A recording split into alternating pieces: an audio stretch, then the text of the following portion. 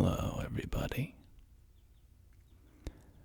Welcome back to our reading of a book from Skyrim and Oblivion called The Argonian Account. Let's go ahead and jump right back in where we left off, starting with Book 3. Here we go. Book 3. Decimus Scotti was supposed to be in Gideon, a thoroughly imperialized city in southern Blackmarsh, arranging business dealings to improve commerce in the province on behalf of Lord Vanek's building commission and its clients. Instead, he was in a half-submerged, rotten little village called Hixenoag, where he knew no one, except for a drug smuggler named Chero Gemulis. Gemulis was not at all perturbed that the merchant caravan had gone north instead of south. He even let Scotti share his bucket of trode, tiny little crunchy fish he had bought from the villagers. Scotti would have preferred them cooked, or at any rate, dead, but Gemulis blithely explained that dead cooked trode are deadly poison. If I were where I was supposed to be, Scotti pouted, putting one of the wriggling little creatures in his mouth, I could be having a roast and some cheese and a glass of wine. I sell moon sugar in the north and buy it in the south. He shrugged. You have to be more flexible, my friend. My only business is in Gideon, Scotti frowned. Well, you have a couple of choices, replied the smuggler. You could just stay here. Most villages in Argonia don't stay put for very long, and there's a good chance Hixenoag will drift right down to the gates of Gideon. Might take you a month or two, probably the easiest way. That had put me far behind schedule. Next option, you could join up with the caravan again, said Gemulis. They might be going in the right direction this time, and they might not get stuck in the mud, and they might not be all murdered by Naga highwaymen.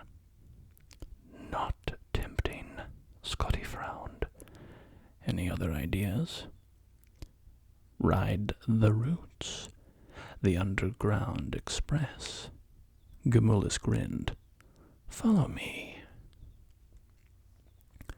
Scotti followed Gemulis out of the village and into a copse of trees shrouded by veils of wispy moss. The smuggler kept his eye on the ground, poking at the viscous mud intermittently. Finally, he found a spot which triggered a mass of big oily bubbles to rise to the surface. Perfect, he said. Now, the important thing is not to panic. The express will take you due south. That's the wintertide migration. And you'll know you're near Gideon when you see a lot of red clay. Just don't panic. And when you see a mass of bubbles, that's a breathing hole you can use to get out. Scotti looked at Gemulis blankly. The man was talking perfect gibberish. What? Gemulis took Scotti by the shoulder and, positioning him on top of the mass of bubbles, You stand right here. Scotti sank quickly into the mud, staring at the smuggler, horror-struck. And remember to wait till you see the red clay, and then the next time you see bubbles, push up. The more Scotti wriggled to get free, the faster he sunk. The mud enveloped Scotti to his neck, and he continued staring, unable to articulate anything but a noise like oog. And And don't panic at the idea that you're being digested. You could live in a rootworm's belly for months. Scotty took one last panicked gasp of air and closed his eyes before he disappeared into the mud. The clerk felt a warmth he hadn't expected all around him. When he opened his eyes, he found that he was entirely surrounded by a translucent goo and was traveling rapidly forward, southward, gliding through the mud as if it were air, skipping along an intricate network of roots.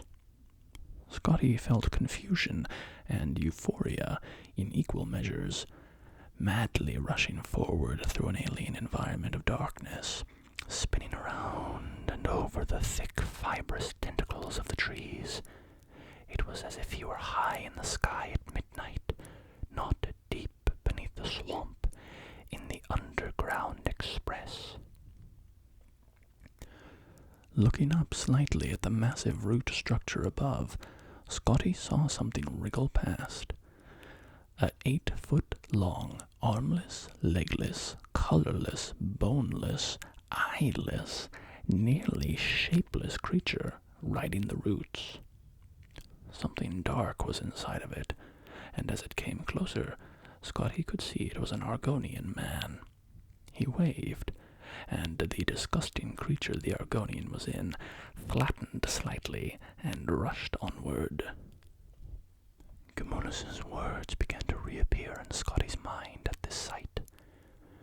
The wintertide migration. Air hole. You're being digested. These were the phrases that danced around as if trying to find some place to live in a brain which was highly resistant to them coming in. But there was no other way to look at the situation. Scotty had gone from eating living fish to being eaten alive as a way of transport. He was in one of those worms. Scotty made an executive decision to faint. He awoke in stages, having a beautiful dream of being held in a woman's warm embrace. Smiling and opening his eyes, the reality of where he really was rushed over him. The creature was still rushing madly, blindly forward, gliding over roots, but it was no longer like a flight through the night sky. Now it was like the sky at sunrise, in pinks and reds. Scotty remembered Gamulus telling him to look for the red clay, and he would be near Gideon. The next thing he had to find was the bubbles. There were no bubbles anywhere. Though the inside of the worm was still warm and comfortable, Scotty felt the weight of the earth all around him. "Just don't panic," Gamulus had said. But it was one thing to hear that advice, and quite another to take it. He began to squirm, and the creature began to move faster at the increased pressure from within. Suddenly, Scotty saw it ahead of him, a slim spire of bubbles rising up through the mud from some underground stream, straight up and through the roots to the surface above him. The moment the rootworm went through it, Scotty pushed with all of his might upwards, bursting through the creature's thin skin. The bubbles pushed Scotty up quickly, and before he could blink, he was popping out of the red, slushy mud. 2 Argonians were standing under a tree nearby, holding a net. They looked in Scotty's direction with polite curiosity. In their net, Scotty noticed, were several squirming, furry, rat-like creatures. While he addressed them, another fell out of the tree. Though Scotty had not been educated in this practice, he recognized fishing when he saw it. "Excuse me, lads," Scotty said jovially. "I was wondering if you'd point me in the direction of Gideon." The Argonians introduced themselves as Drawing Flame and furl of fresh leaves, and looked at one another, puzzling over the question. "Who you seek?" asked Furl of Fresh Leaves. "I believe his name is," said Scotty, trying to remember the contents of his long-gone file of Blackmarsh contacts in Gideon. "Archin Rightfoot Rock?" Drawing Flame nodded. "For 5 gold, show you way. Just east is plantation east of Gideon. Very nice." Scotty thought that the best business he had heard of in 2 days, and handed Drawing Flames the 5 septums. The Argonians led Scotty onto a muddy ribbon of road that passed through the reeds, and soon revealed the bright blue expanse of Topal Bay far to the west. Scotty looked around at the magnificent walled estates, where bright crimson blossoms sprang forth from the very dirt of the walls, and surprised himself by thinking, "This is very pretty."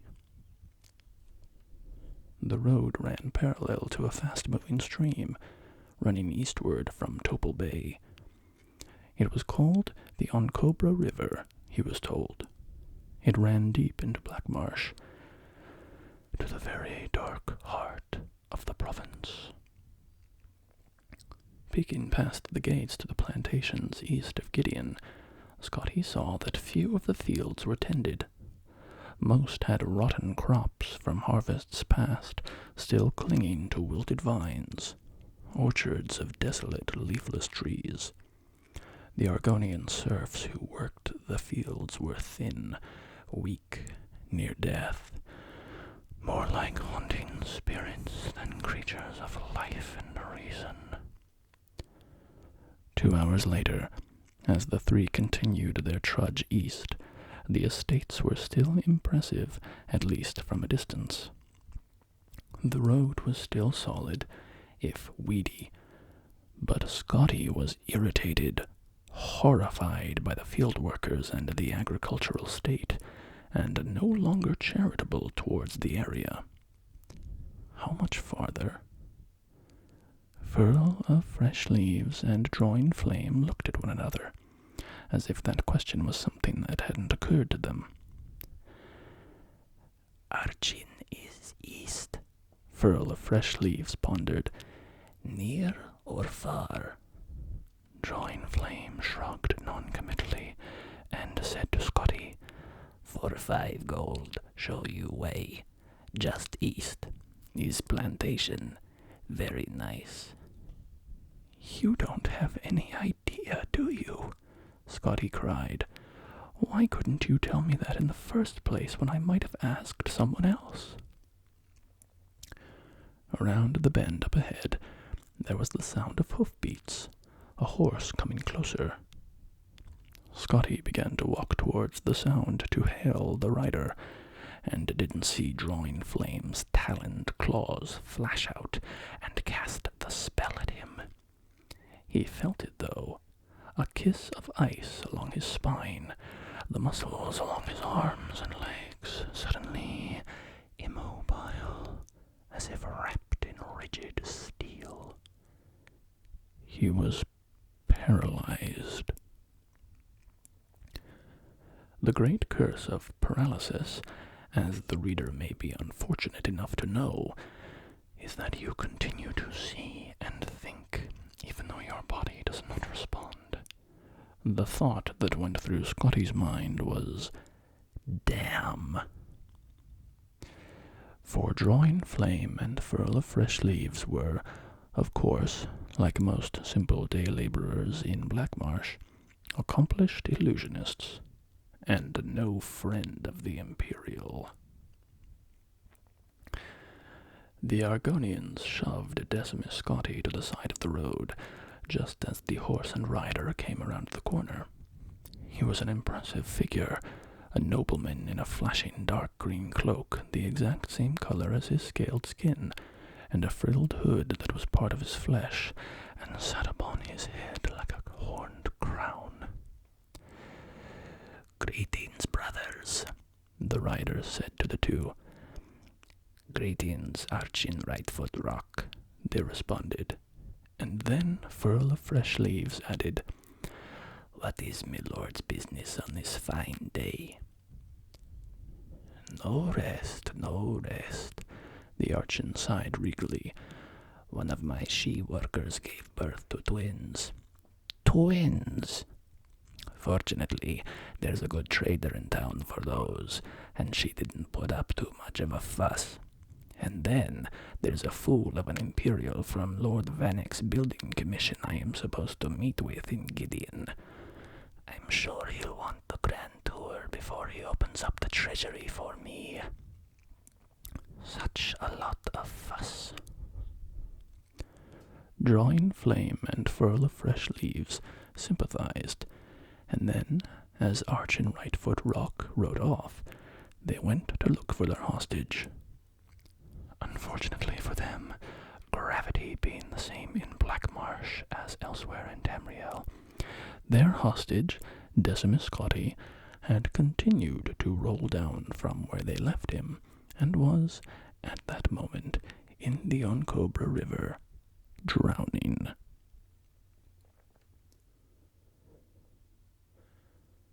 Book 4.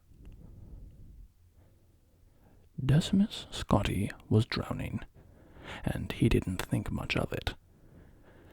He couldn't move his arms or his legs to swim because of the paralysis spell the Argonian peasant had lobbed at him, but he wasn't quite sinking. The Oncobra River was a crashing force of white water and currents that could carry along large rocks with ease, so Scotty tumbled head over heels, spinning, bumping, bouncing along. He figured that soon enough he would be dead, and that would be better than being in Black Marsh. He wasn't too panicked about it all when he felt his lungs fill with water and cold blackness fell upon him. For a while, for the first time in some time, Decimus Scotty felt peace, blessed darkness. And then pain came to him, and he felt himself coughing, spewing water up from his belly and his lungs. A voice said, "Oh, bother, he's alive, ain't he now?" Scotty wasn't quite sure if that were true, even when he opened his eyes and looked at the face above him. It was an Argonian, but unlike any he had seen anywhere. The face was thin and long, like a thick lance. The scales were ruby red, brilliant in the sunlight. It blinked at him, its eyelids opening and closing in vertical slits. "I don't suppose we should eat you now, should we now?" The creature smiled, and Scotty could tell from its teeth that it was no idle suggestion. "Thank you," said Scotty weakly. He craned his head slightly to find out who the "we" were, and discovered he was on the muddy bank of the still, sludgy river, surrounded by a group of Argonians with similarly needle-like faces and a whole rainbow of scales. Bright greens and gem-like purples, blues and oranges. "Can you tell me, am I near, well, anywhere?" The ruby-colored Argonian laughed. "No, you're in the middle of everywhere, and near nowhere." "Oh," said Scotty, who grasped the idea that space did not mean much in Black Marsh. "And what are you?" "We are Agacephs," the ruby-colored Argonian replied. "My name is Nomu." Scotty introduced himself. "I'm a senior clerk in Lord Vanek's building commission in the Imperial City. My job was to come here and try to fix the problems with commerce, but I've lost my agenda. Haven't met with any of my contacts, the Archons of Gideon." "Pompous, assimilated slaver kleptocrats," a small, lemon-colored Agasef murmured with some feeling. "And now, I just want to go home." Numu smiled, his long mouth arching up like a host happy to see an unwanted guest leave a party. "Shays will guide you." Shays, it seemed, was the bitter little yellow creature, and he was not at all pleased at the assignment. With surprising strength, he hoisted Scotty up, and for a moment the clerk was reminded of Gemulus dropping him into the bubbling muck that led to the Underground Express. Instead, Shays shoved Scotty toward a tiny little raft, razor thin, that bobbed on the surface of the water. "This is how you travel." "We don't have the broken wagons and dying horses of our brothers on the outside," Shays replied, rolling his tiny eyes. "We don't know better." The Argonian sat at the back of the craft and used his whip-like tail to propel and navigate the craft. They traveled quickly around swirling pools of slime that stank of centuries of putrefaction, past pinnacled mountains that seemed sturdy, but suddenly fell apart at the slightest ripple in the still water, under bridges that might have once been metal, but were now purely rust. "Everything in Tamriel flows down to Blackmarsh," Shays said. As they slid through the water, Shays explained to Scotty that the Agasefs were one of the many Argonian tribes that lived in the interior of the province, near the Hist, finding little in the outside world worth seeing. He was fortunate to have been found by them. The Nagas, the toad-like Patru, and the winged Sarpa would have killed him on the spot. There were other creatures, too, to be avoided. Though there were few natural predators in inner Blackmarsh, the scavengers that rooted in the garbage seldom shied away from a living meal. Hackwings circled overhead, like the ones Scotty had seen in the west. Shays fell silent and stopped the raft completely, waiting for something. Scotty looked in the direction Shays was watching and saw nothing unusual in the filthy water. Then he realized that the pool of green slime in front of them was actually moving, and fairly quickly, from one bank to the other. It deposited small bones behind it as it oozed up into the reeds and disappeared. "Voriplasm," Shays explained, moving the boat forward again. "Big word. It'll strip you to the bone by the second syllable." Scotty, desirous to distract himself from the sights and smells that surrounded him, thought it a good time to compliment his pilot on his excellent vocabulary. It was particularly impressive, given how far from civilization they were. The Argonians in the east did, in fact, speak so well. "They tried to erect the Temple of Mara near here in Omphalo 20 years ago," Shays explained, and Scotty nodded, remembering reading about it in the files, before they were lost. "They all perished quite dreadfully of swamp rot in the first month, but they left behind some excellent books." Scotty was going to inquire further when he saw something so huge, so horrifying, it made him stop, frozen. Half submerged in the water ahead was a mountain of spines lying on 9-foot-long claws.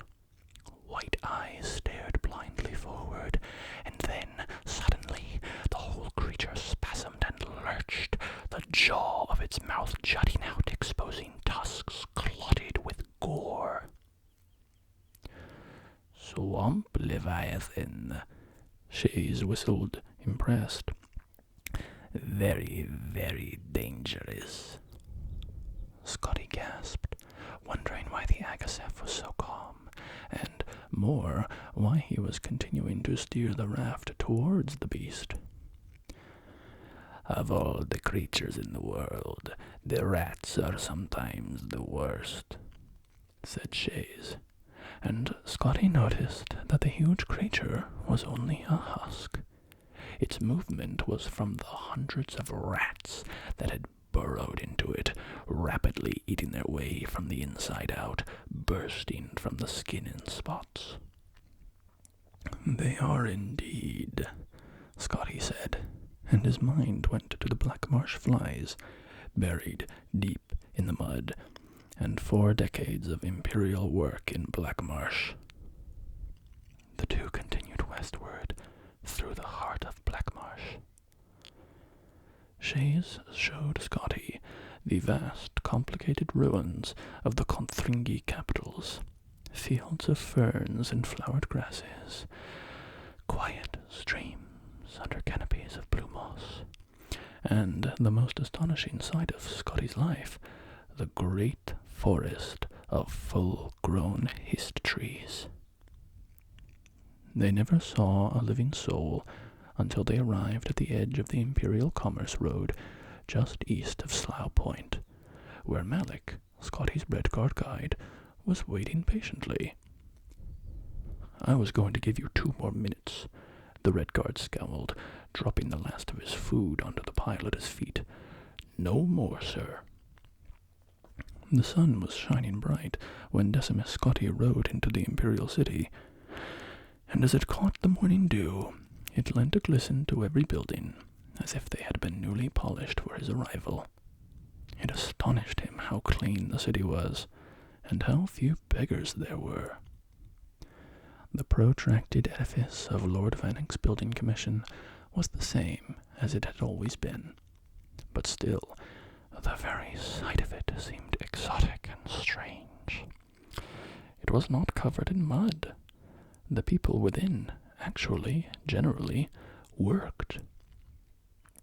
Lord Vannick himself, though singularly squat and squinty, seemed immaculate, not only relatively clean of dirt and scabs, but also relatively uncorrupt. Scotty couldn't help but stare at him when he first caught sight of his boss. Vannick stared right back. "You are a sight," the little fellow frowned. "Did your horse drag you to Black Marsh and back? I would say go home and fix yourself, but there are a dozen people here to see you. I hope you have solutions for them." It was no exaggeration. Nearly 20 of Cyrodiil's most powerful and wealthiest people were waiting for him. Scotty was given an office even larger than Lord Vannick's, and he met with each.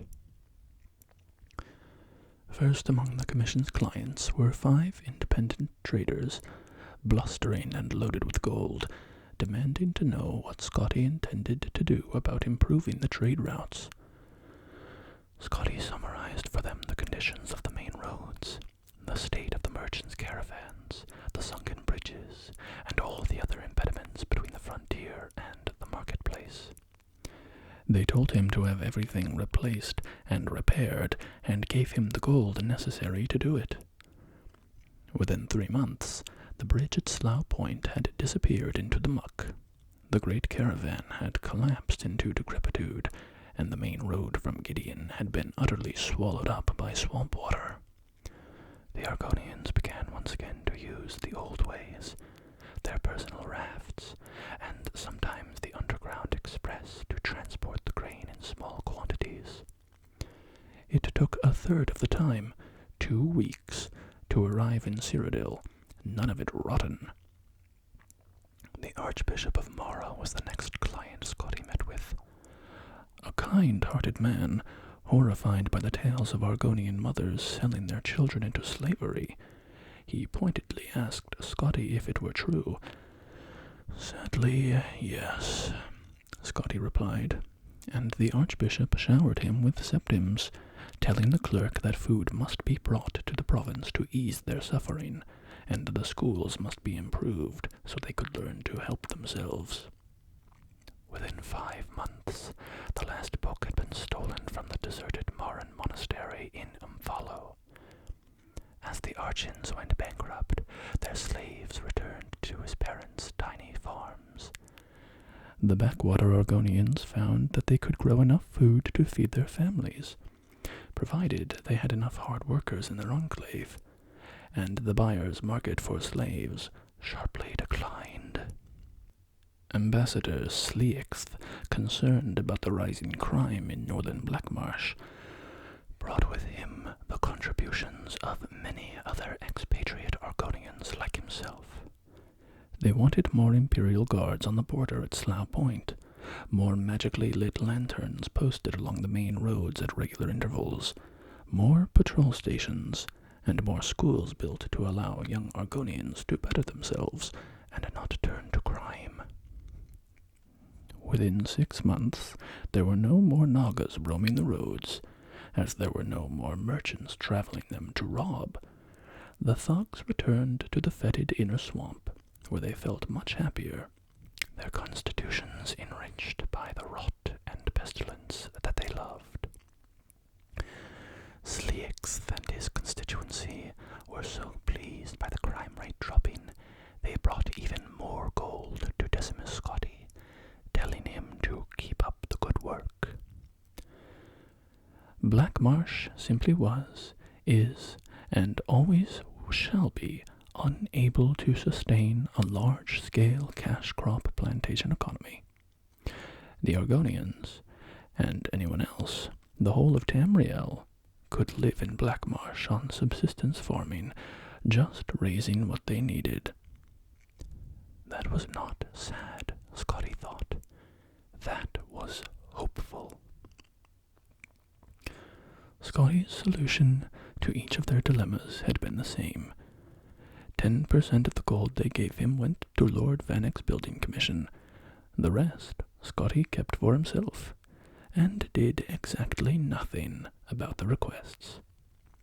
Within a year, Decimus Scotti had embezzled enough to retire very comfortably, and Blackmarsh was better off than it had been in 40 years.